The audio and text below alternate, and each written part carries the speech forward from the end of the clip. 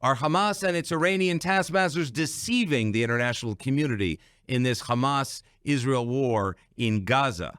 We'll talk about October 7th, which started a month ago and continues today across the Middle East, not only in the Gaza theater. This is Dan Diker, and this is Our Middle East. Al Shakalau Satlana, together with my co-host, Khaled Abu Toameh. Please join us.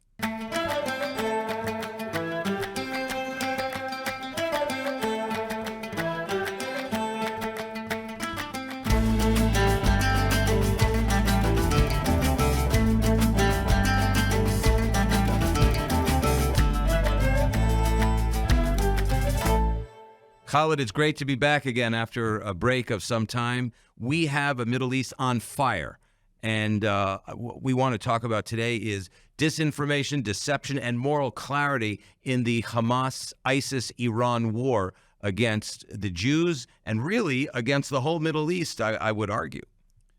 Absolutely right, Dan.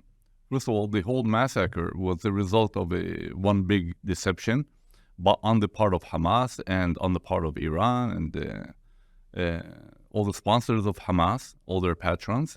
Hamas managed to deceive Israel. They managed to deceive many other people, probably the Egyptians, by the way. I don't know about the Qataris, that they are interested in a ceasefire, that they're not really interested in an escalation with Israel, that they're not ready for another war with Israel, and that if you only allow them, more economic aid, and you increase the number of Palestinians who are allowed to work from Gaza, then they will maintain the quiet. So this is the deception that Hamas embarked on for the past, I would say, 3 or 4 years. Add to this the fact that they were not involved, or they chose not to get involved in the previous or in the last rounds of fighting, in the last wars between Israel and Gaza.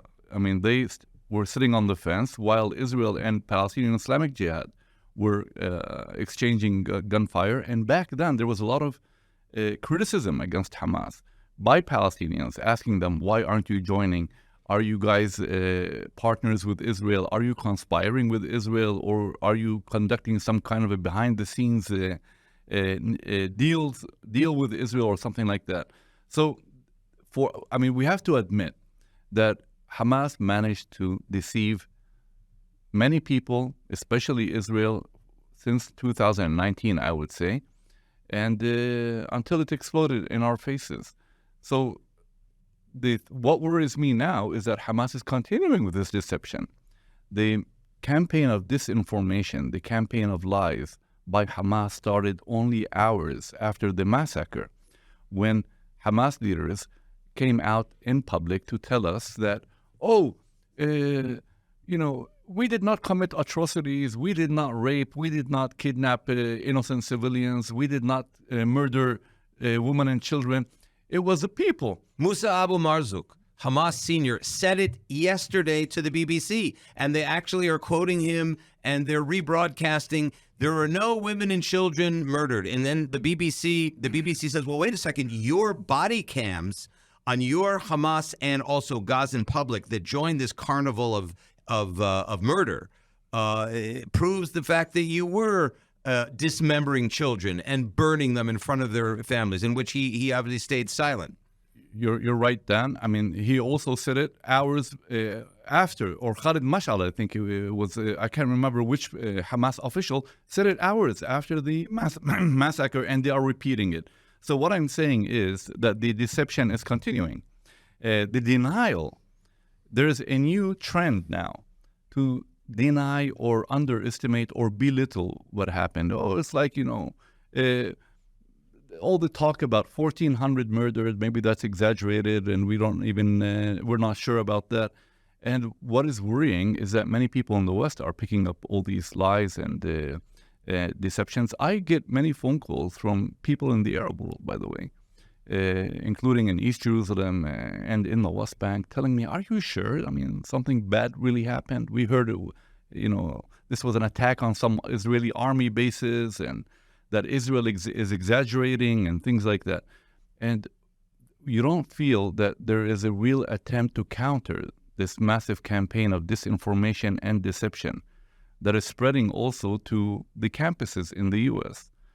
and to anti-Israel protesters around the world. You see that many people are beginning to repeat these lies. Many people are beginning to repeat Hamas's propaganda in this regard. You know, you've been traveling the United States for years and writing and speaking about the pathway to massacre began in the campuses. It didn't necessarily begin only in Gaza. And here, what we see at Harvard, what we see at Cornell, what we see at Columbia, and throughout the Ivy League and way beyond to hundreds of American campuses, is what you have been writing about for years, which is the legitimization of genocidal anti-Semitism, burn the Jews, destroy the Jewish state. This has created a pathway of legitimacy to the massacres of October 7th, which continue, by the way, with the kidnapped victims of that massacre on November the 7th, which is today. So I'm sorry to say that your, I would call, prophetic writings have come true. You know, Dan, I was writing on the basis of my personal experiences. And it happened after I visited several campuses in the U.S. I was invited to speak there. This was more than 10 years ago. Note what I'm talking about. And after I wrapped up my visit to the campuses and after all the, I would say, traumatic experiences I had on some of these campuses, I wrote an article. And in that article, I said that I would not be surprised if the next generation of jihadis in the Middle East graduate from university campuses in the U.S. Because what I saw on the campuses back then, we're talking about more than 10 years ago, Dan, I saw Hamas supporters, I saw Islamic Jihad supporters, I saw people chanting from the river to the sea, Palestine will be free. And when I asked them, what does that mean? They said, well, it means, you know, we want a Palestinian state next to Israel. I saw how many of these people did not even know what they were chanting. But on the other hand, I met many people on these campuses who told me in my face straight, Israel has no right to exist. There was no difference between them and Hamas and Islamic Jihad. They were repeating what was actually said in the Hamas charter. They were repeating statements by Hamas leaders. And they also told me that the PLO or the Palestinian Authority are traitors. And I asked them why. They said because the PLO recognized Israel's right to exist back then in the exchange of letters between Yitzhak Rabin and Yasser Arafat. So what we are talking about is a massive campaign that is being waged on the campuses under the pretext of, you know, supporting the Palestinians. Freedom and justice and equality. But I discovered that it's more about hating Israel than helping the Palestinians. And I told these people, listen, if you really care about the Palestinians, why didn't you do something positive to help the Palestinians? Why didn't you, for example, come to Gaza and defend the rights of women and gay people living under Hamas? That's called being pro-Palestinian. But hiding at a university campus and spewing hatred against Israel does not make you pro-Palestinian. You are Israel haters. And right now, what we are witnessing is empowering Hamas. It is strengthening Hamas. And I'm talking about all these anti-Israel campaigns on the campuses, all these anti-Israel protests that are taking place. I see how Hamas is covering these protests, by the way. Go to the Hamas websites. They're encouraged by these. They're empowered. Hamas leaders are saying, wow, look, the West is standing with us. In other words, the message that Hamas is receiving from the campuses and from the anti-Israel protesters on the streets of Washington, Los Angeles, and London is continue with your massacres. You have the backing of us, the Westerners here. We are here to support you. And that's the message that is being sent to Hamas. It's a very dangerous message, by the way. Absolutely, Khaled. And in fact, you and I have argued in the past, and we're arguing together as the co-authors and co-editors of our forthcoming book, which is called Ivy League Jihad, the Hamas-inspired Students for Justice in Palestine Unmasked, how jihad has actually kidnapped and hijacked American campuses, and it goes beyond campuses. There are tens of thousands of people demonstrating, protesting, even with flags of ISIS. Even with flags of ISIS and representations and support for Al-Qaeda, you have here a global jihad that is overtaking the West, and it has become sort of the nightmare that people had not foreseen. I don't know, Dan, if it's all the campuses, but I can testify that many campuses have been hijacked by Israel haters, by people who support jihad, which is holy war against Israel, people who openly support Hamas and Palestinian Islamic Jihad. And think of it like this. If a moderate, pragmatic Arab Muslim like me is reluctant to go back to a university campus, what does that mean? What does that show you? I mean, I travel in the West Bank. I work in the West Bank. I'm not afraid. I don't receive death threats. But if I go to a campus, that's much more dangerous. What I'm saying is that when I came with a message of coexistence, peace, and integration, and I want to, 2-state, 3-state, whatever, and I want a good life for my people, the Palestinians, and I want to see an end to corruption, and I want to see an end to Hamas's repressive measures against the Palestinians. They kicked me out. Yeah, they did not accept me. So what do you want? I mean, actually, they are anti-Palestinian. That's what their message. They are. So if you support Hamas, you're actually supporting Hamas's repression and of Palestinians living in Gaza. How many Palestinians in Gaza fled the Gaza Strip in the past 2 or 3 years? According to some reports, more than 30,000 Palestinians fled Gaza. They went to Europe. They went to, some of them died on the way, by the way, in all these smuggling ships to Greece, to Europe, and all that. So by supporting Hamas, they're actually acting against the interests of the Palestinians. And they're also acting against the interests of, we have almost 2 million Israeli Arab Muslims and Christians in the state of Israel. And when they call for the destruction of Israel, they're calling for the destruction of our shared home. And this is a point that I think is being overlooked in this entire horrific situation that we find ourselves in. I mean, the good news is that the vast majority of the Arabs inside Israel have not come out against the state of Israel since the massacre. I do hear many voices, by the way, that are condemning Hamas for the atrocities. Let's not forget, dozens of Arab Israelis were killed, injured, kidnapped in the Hamas massacre. What we're talking about here is, something unprecedented. I've never seen Arab Israelis talk like this against Hamas and express fear for the future relations between Jews and Arabs inside Israel. Arab Israelis understand that Iran and its proxies have been trying to, for number one, stop the normalization between Israel and Arab countries. Number two, damage relations between Jews and Arabs inside Israel. Yeah. Number three, damage relations between Israelis and Palestinians.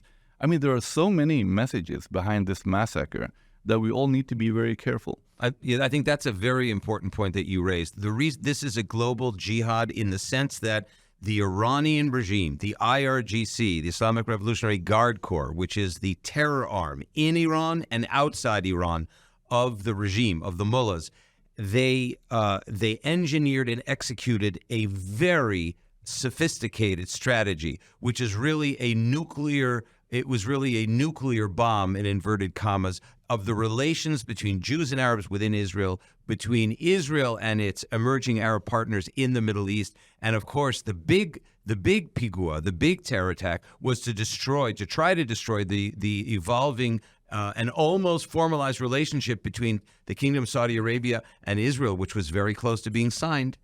Yep, you're absolutely right. Then what we are witnessing right now is the axis of evil, the Iran-led axis of evil, doing exactly what it has been saying it will do. Destroy Israel, undermine moderate Arabs and moderate Muslims, destroy the Zionist project, wage jihad. And they've made progress, by the way. In the past few years, the Iran-led axis of evil has made progress. Iran is now occupying 4 Arab countries. They're sitting in Yemen through the Houthis. They're sitting in Lebanon through the Hezbollah. They're sitting in Iraq. And they're sitting in Syria. And you know what? let's add to that Iran is also sitting in Gaza. So the axis of evil's scheme is working. So they see progress. They see that they're actually making progress. This is a battle between good and evil. And this is a time for moral clarity. If you're not on the side of the good people, you're supporting the evil people. And people have to understand that this is an existential threat to Israel. What is happening right now is an attempt by Iran and its proxies to eliminate Israel. They're saying it. How do we know it? They're saying it. They're saying this is our stated goal. And I've been listening to what Hamas leaders have been saying in the past week or 3 weeks, actually. And they're saying, look, what we did on October 7 marks the beginning of a process to eliminate the Zionist entity. In other words, we want to murder as many Jews as possible. We want to end this thing called Israel. We want to replace Israel with an Islamic state. Now, if we allow Hamas and Iran and Hezbollah to win, that will have very serious repercussions on, first of all, Israel's future in the Middle East. Number two, on the future of Israel's relations with the Arabs, with the Arab countries, and with the Arabs inside Israel and with the Palestinians. That's why there's no other alternative to eliminating Hamas. It will be good not only for Israel, it will be good for the Palestinians, it will be good for many Arabs, it will be good for the future of a peace process, and it will be good also for Westerners. If you allow Hamas and its allies to win today, this will bring more jihad against the West. The West is next, if not now, by the way. I think the West is right now. Yeah. In fact, because you have tens of thousands of people across Western cities advocating for the Hamas. And not only that, you have major media sounding like in their interviews with Israeli spokespeople, like their PR agencies for the Hamas, under the guise of human rights. What do we mean? They look at the body count. They look at the fact that many people thousands of people have been killed in Gaza, and that was Hamas's strategy. This is one of the only situations, I think, in modern warfare in which Hamas, which we have to say is an army and a state, and has all of the elements of a state, is actually harming with malice aforethought its own people, and then convincing the international media that Israel's counterterrorism operation on behalf of the free world is what's responsible for the massacre. So it's an inversion it's an inversion of legitimacy. It's perfect deception. It comes out of the schools of the former Soviet Union and the Nazi regime, and it's also Islamist warfare, classic Islamist warfare. Yes, I mean, we have a saying in Arabic, he beat me and cried, and he went before me and filed a complaint against me. It's called ضربني وبكى وسبقني واشتكى, which means Hamas attacked Israel. When Israel retaliated, Hamas started crying to the world, oh, look, I'm being beaten up, And the world is looking at it as if, it all started when Israel fired back. Now, no one, I hardly see people talking about the hostages. 250 hostages, children, babies, toddlers, old people. Nobody's talking about them. Unprecedented. What about the human rights of these people? We're talking, I can understand the hostages being soldiers. Where in the world do you have a situation where a terrorist organization is holding toddlers, 3-month or 9-month-old babies? And Holocaust survivors and disabled people and the women. It's insane. And what is insane is that the international community, or many in the international community, are not talking about this, but they prefer to talk about, what is happening inside Gaza right now. The Israeli bombardments and the Israeli military response to this. Now, again, of course, this is hypocrisy. It just shows double standards on the part of the international community. And it's time, for people to wake up and start talking about Hamas atrocities again. I want to hear people, and by the way, I do hear it from some Palestinians, but privately. They say, oh, look, we understand how, that Hamas is responsible. Hamas should not have initiated this.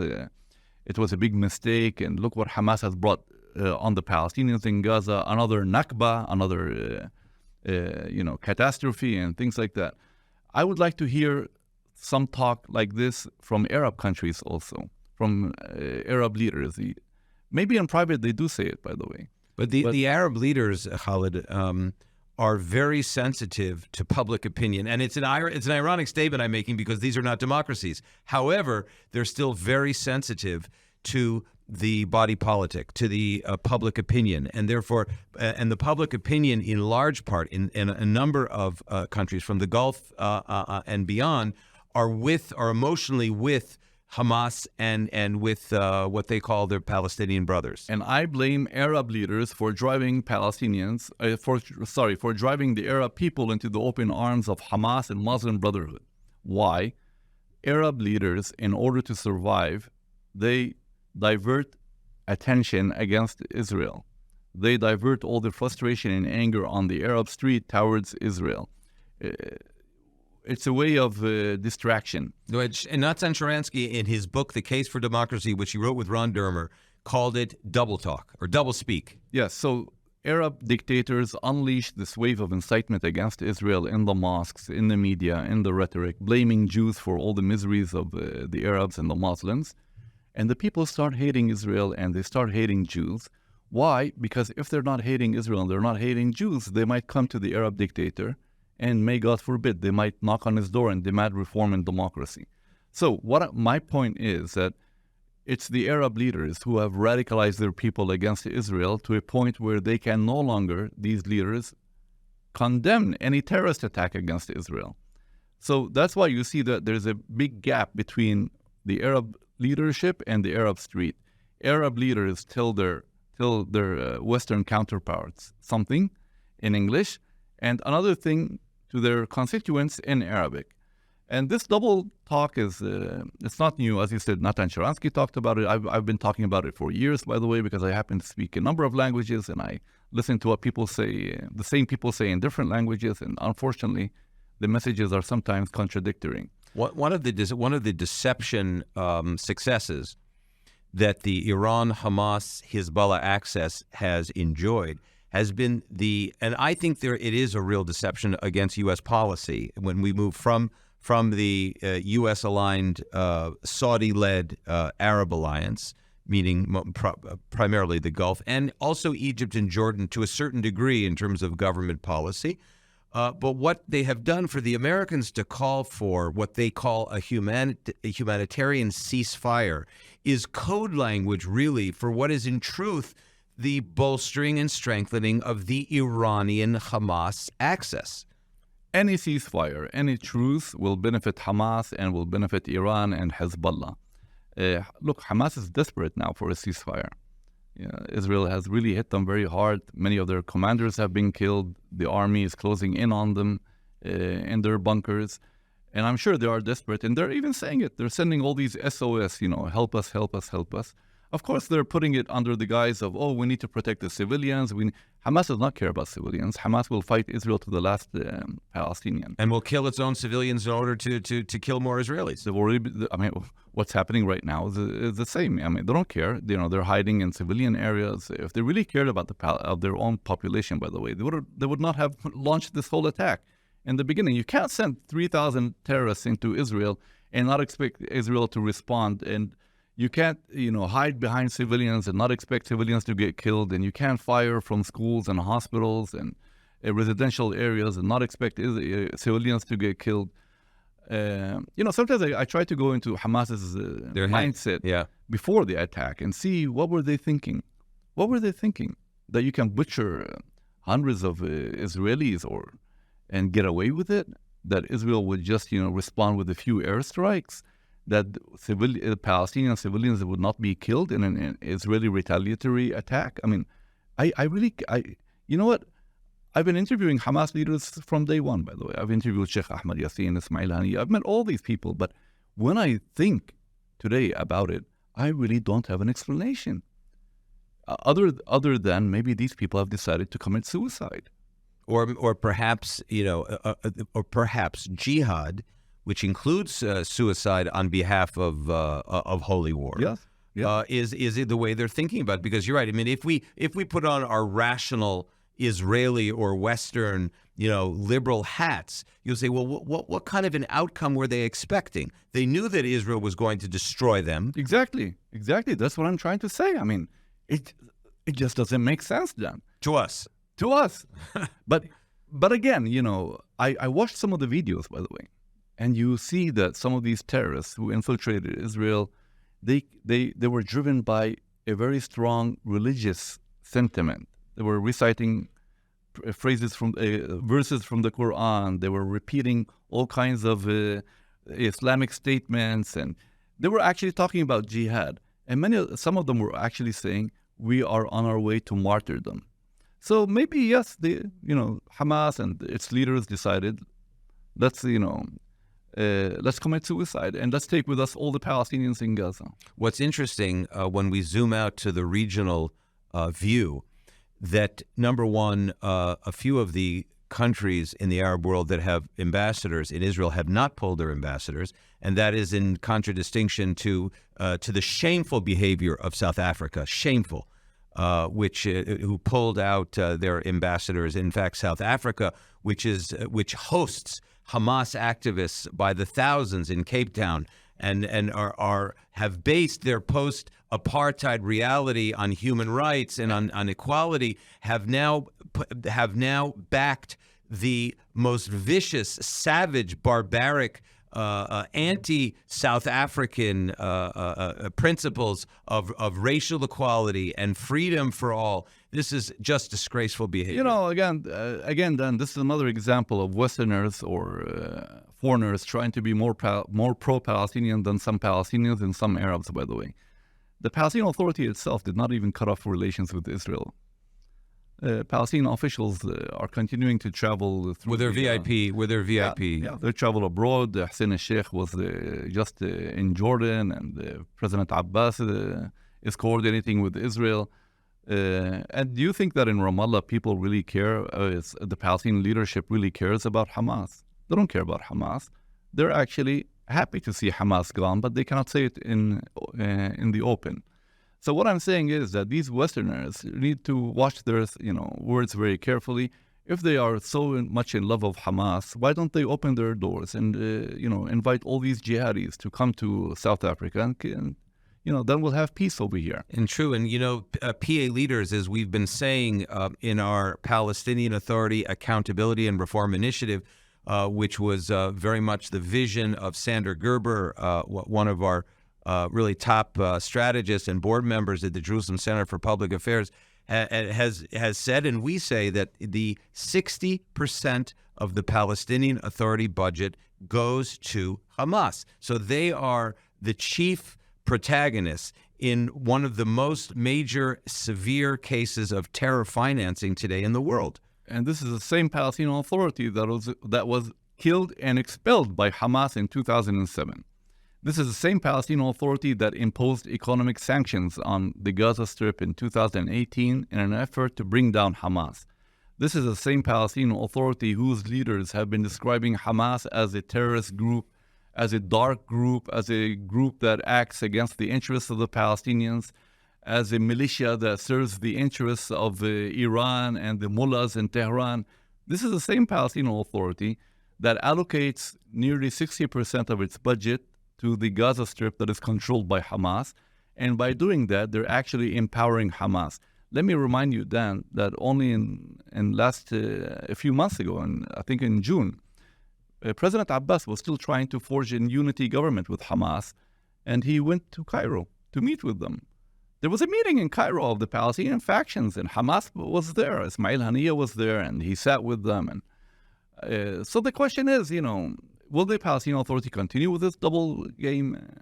Who are you fooling, President Abbas? Why can't you condemn Hamas? Not only are they not condemning Hamas, you have pointed out during our recent series of presentations and lectures in the United States that Hamas has branded this massacre and the subsequent jihad against Israel and actually Jews in America as the Al-Aqsa flood, which in how do we say it in Arabic? Tawafan al-Aqsa. Tawafan al-Aqsa. So the Al-Aqsa flood is exactly reflective of the point that you brought up 25 minutes ago, which is this, from their point of view, this is very much a religious, ideological war that uses Jerusalem as a flashpoint. This, by the way, is the same flashpoint that Yasser Arafat used from the beginning of the Oslo process back in 93. Many in the West and some in Israel said, oh, we should not turn this into a religious war. Well, we have news for you folks. The Palestine Liberation Organization and all of its constituent members, which include Palestinian Islamic Jihad, Al-Aqsa Martyrs Brigade, the Palestinian Liberation Front, the Fatah, this is a religious war from their point of view. I have news for you, Dan. If anyone turned this conflict into a religious conflict, it was first Yasser Arafat and later Mahmoud Abbas. And let me explain how. Yasser Arafat, you remember all those calls about we will march on Jerusalem, we will sacrifice millions on the way. That was remember how Yasser Arafat used to recite verses from the Quran and from the Hadith, talking about the steadfastness of the Muslims in Jerusalem and how they will resist all the oppressive forces and things like that. And do you remember when Yasser Arafat walked out of the Camp David summit in the year 2000, he tried to present himself as a hero who refused to give up any parts of the Al-Aqsa Mosque or the Temple Mount to the Jews.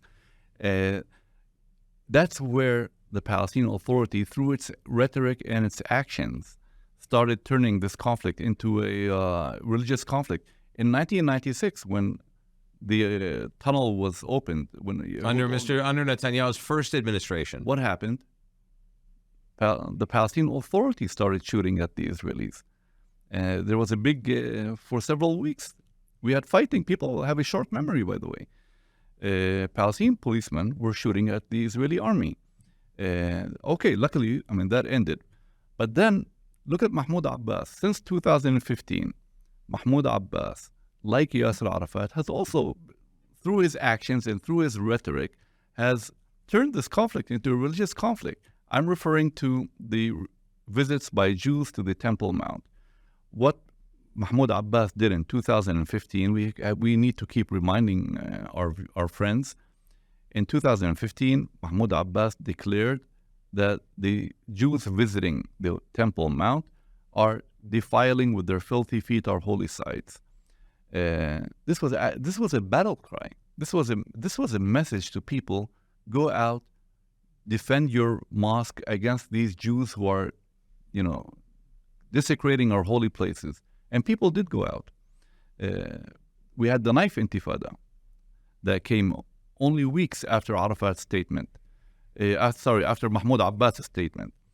Later, the Palestinian leadership and Palestinian media also used these visits to ramp up, ratchet up. Yeah, anti-Israel sentiments on the Palestinian and Arab and Muslim street. They tried to even drag the Arab and Muslim world into this conflict by telling them, oh my God, come and look what the Jews are doing. The Jews are planning to destroy the Al-Aqsa Mosque. The Jews are planning to divide it in time and space between Jews and Arabs. And the Palestinian Authority was also depicting these visits as violent incursions. They were also describing, by the way, the Jewish visitors as extremist Jewish settlers. So this is the terminology that I'm talking about. This is the type of incitement that created this atmosphere that this impression that this is a religious war. And it's no surprise that Hamas actually endorsed that message and used this Tawafan al-Aqsa, the Al-Aqsa flood, to describe its atrocities on October 7. Hamas is actually saying what President Mahmoud Abbas told them to do. They're saying we also want to defend the Al-Aqsa Mosque. That's why we invaded Israel. So this is really, in a large sense, a continuation of 30 years of Palestinian leadership's call for jihad against Israel, but it's really also against the West, because as we've said in this program, this war, and we said this in 2006 during the first the Second Lebanon War that we wrote then, this is a war for the West. It's not only a war for Israel because it was a Hezbollah and Hamas joint operation. And guess what? Last night, there was a joint attack of rockets from the Joint Command Center between Hamas and Hezbollah in southern Lebanon. People don't realize that Hamas is not only in Gaza, it's not only in areas under Palestinian Authority control in Jenin, in Nablus, where there are Hamas and Iranian operatives on the ground. It's also coming from southern Lebanon. Yep, that's true on the one hand. On the other hand, I've been watching demonstrations in Ramallah, Nablus, and other Palestinian cities in the past few days, and I see that in addition to chanting anti-Israel slogans, they're chanting slogans against the U.S., against Canada, against France, and even sending threats, by the way. So what I'm saying is that this jihad that has started against Israel is on its way to Israel's friends or anyone who dares to stand with Israel. And they are beginning to openly talk about the fact that this is not only an Israeli war on the Palestinians, this is a U.S.-led war in which other parties are involved. Many Palestinians see themselves as being in conflict, not only with Israel, but with the West now. And it's only a matter of time before it moves into Western capitals, the jihad. I mean, the actual jihad. The jihad of political violence and death and destruction. Look, I mean, those who are now talking, it's only a matter of time before they start acting. Well, here we had yesterday, there was a Jewish supporter in Southern California that was killed for holding up an Israeli flag. So that was an isolated incident, maybe. But I'm talking about the fear of terror attacks. Jewish targets, Jewish institutions being targeted, Jewish politicians and Jewish diplomats around the world and things like that. So this is a clarion call for people in the free world, in the West, to stand up for truth and to stand up for moral clarity, including, by the way, and with this we'll end our program today and we'll continue quite regularly for our viewers, because I think this is the most consequential program where Jews and Arabs together, we're fighting the same war for our same country in our Middle East, a region that can be prosperous and secure and safe, a region that was on the way to great normalization, which the Islamic Republic of Iran and its proxies, its marionettes around the Middle East have tried to destroy. The point that I wanted to make a minute ago is it really is strange that 22 countries, many of them Western countries, who have kidnapped victims, hostages